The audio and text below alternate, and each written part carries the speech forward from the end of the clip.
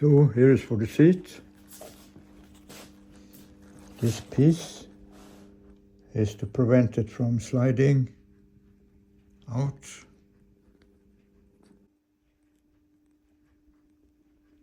So this is beginning of the seat and lid for the anchor. So it's going to be strong.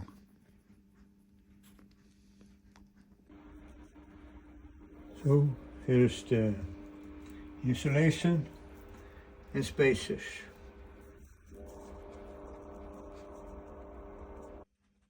So this piece of wood is to hold down the seat. This is for seat belt. And this is also for seat belt. Two things in one. And that's what you see.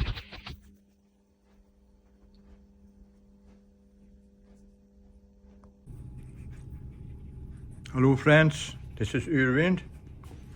And now this cover for anchor and seat is ready for the epoxy on the top. And also in here, this one is ready, and this one is ready. So things works out, and that's a good thing. So hello again. Now the epoxy is done, and here is the seat, an anchor cover, and here's the place. And now I also added 4 fittings for the seat belt, so I can sit the same place if there is a breaking wave wanting to upset my meal.